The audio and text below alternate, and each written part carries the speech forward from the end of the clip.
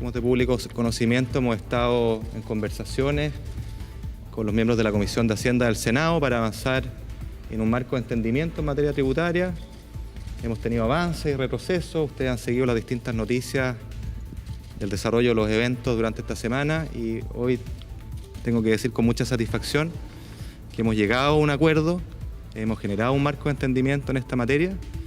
Creo que es importante, una señal importante de unidad que el país espera para un tema que quizás no es todo lo glamoroso respecto a otras cosas que se están discutiendo, pero que es un pilar fundamental para asegurar el financiamiento de esas reformas sociales, de esas demandas sociales, del paquete social que el gobierno ha propuesto. Una reforma tributaria es fundamental. Y yo quisiera detenerme rápidamente en esbozar los elementos centrales de este acuerdo. Encantado de responder a sus preguntas si tienen alguna consideración de detalle, pero lo que primero que me gustaría decir es que el acuerdo, el marco de entendimiento que hemos generado es pro emprendimiento, es pro pyme, es pro inversión y es pro crecimiento. Cuestión que para nosotros como gobierno era un elemento intransable, un elemento central. El país vive una situación económica compleja, como yo ya lo he dicho en repetidas oportunidades, el año próximo se augura complicado en lo económico y es fundamental aquí dar una señal que sea pro emprendimiento, pro inversión, pro pymes y pro crecimiento, y a nuestro juicio este marco de entendimiento lo logra de buena manera. En segundo término, este es un paquete tributario, un marco de entendimiento en materia tributaria que tiene una sensibilidad muy importante respecto al adulto mayor, particularmente respecto al pago de contribuciones, que muchos adultos mayores sus ingresos no les permiten absorber de buena manera. En tercer término, es una reforma, como ya es conocido, que allega nuevos recursos al fisco, esto es importante decirlo, y los allega de manera progresiva, es decir, le pide un esfuerzo adicional a quienes más tenemos y un esfuerzo aún mayor a quienes tienen aún más. Eso me parece que es un punto fundamental a rescatar de esta reforma. La reforma recaudará en régimen aproximadamente 2.000 millones de dólares. Esto se compone de aquellas medidas recaudatorias que ya estaban contenidas en el proyecto de ley que el gobierno ingresó y que se aprobó en la Cámara de Diputados, esas medidas compensatorias y recaudatorias, incluyendo la recaudación que provendrá de la boleta electrónica, se mantienen. Y en el corto plazo se espera que esta reforma el año próximo recaude en torno a unos 1.000 millones de dólares. ¿Ya? Entonces, en régimen, en el largo plazo 2.000 millones, en el corto plazo 1.000 millones de dólares. Le hemos pedido un esfuerzo adicional a los chilenos porque vivimos un momento complejo, hay demandas exigentes y tenemos que financiarlas con responsabilidad fiscal. Yo no me he cansado de decir que ese es un objetivo al que yo como ministro de Hacienda no voy a renunciar y por una razón muy sencilla. En primer lugar, porque la irresponsabilidad fiscal en esta materia conduce a desequilibrios que ya sabemos cómo empiezan, pero no sabemos cómo terminan. Pero lo más importante, ser irresponsable en materia fiscal implica que el aseguramiento, la sostenibilidad, precisamente de aquellas demandas sociales que queremos asegurar, no quede garantizada para el largo plazo. Y es fundamental asegurar la sostenibilidad y sustentabilidad de esos programas sociales. Ministro, espérese, déjeme terminar. Dos puntos finales que me gustaría destacar acá.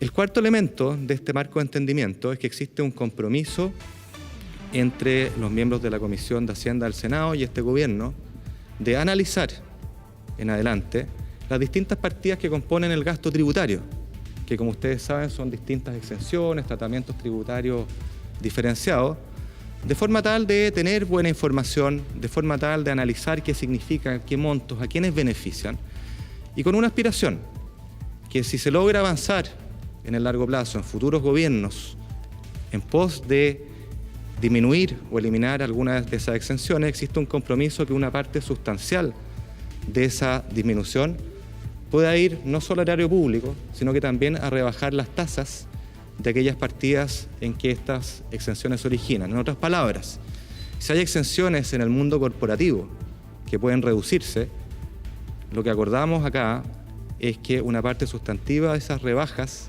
o esos mayores ingresos puedan ir a rebajar la tasa corporativa de manera automática. Si hay exenciones en materia de IVA que pueden eliminarse o reducirse y que por lo tanto van a llegar nuevos recursos al fisco, la idea nuevamente es que parte de esos mayores ingresos puedan irse a disminuir la tasa de IVA, en ese caso, que es la que origina. En simple, lo que se plantea es que el beneficio que está acotado hoy día a algunos pocos se materialice en el beneficio de muchos, en el beneficio de todos. El último punto que me gustaría señalar y que es de crucial importancia, y lo subrayo acá, para mí como ministro de Hacienda, nosotros le hemos pedido un esfuerzo tributario adicional a los chilenos. Lo hacemos en un momento difícil. Sabemos que no es fácil y quienes tenemos más, y me incluyo, nos vamos a tener que meter la mano al bolsillo.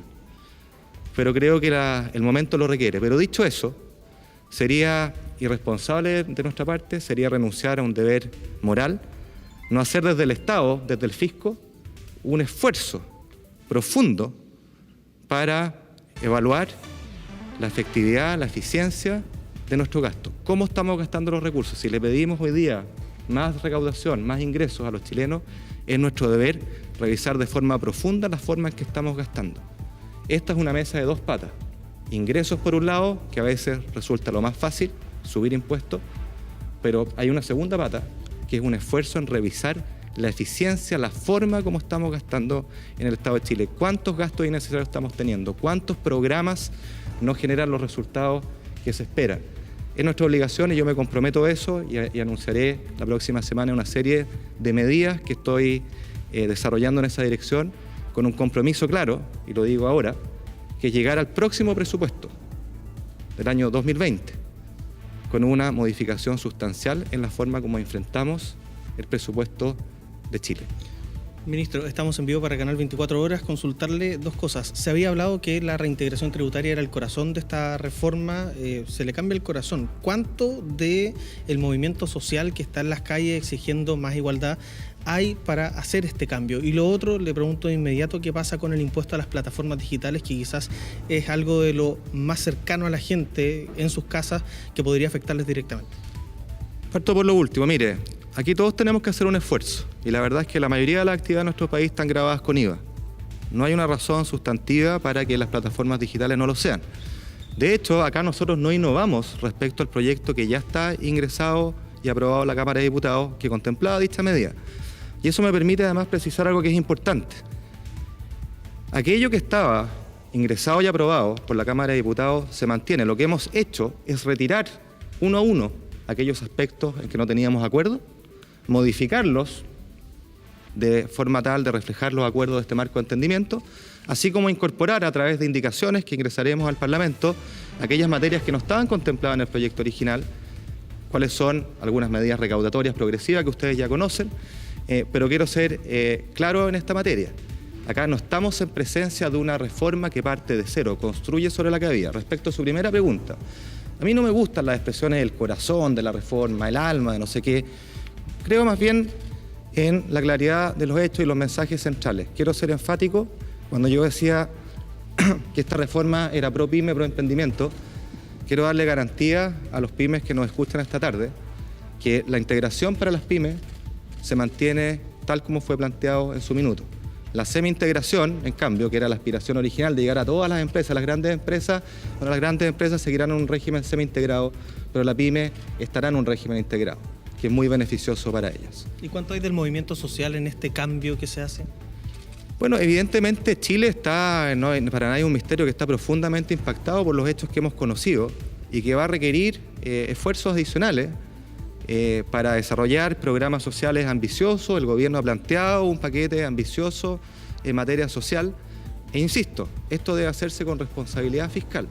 Aquellos que crean que gastos permanentes, como los asociados a los programas sociales que están arriba de la mesa, pueden hacerse prescindiendo de tener ingresos permanentes, están cayendo en un grave error, un error que solo puede derivar en no asegurar la continuidad de esos programas y también en graves problemas macroeconómicos de endeudamiento, de déficit fiscal, cuyas experiencias y resultados bien conocemos en nuestra región. Ministro, esta mayor recaudación también considera recursos para lo que va a significar la reconstrucción también por lo que se ha ocasionado en medio de este escenario actual que enfrenta el país. Por supuesto, nosotros tenemos desafíos importantísimos de reconstrucción.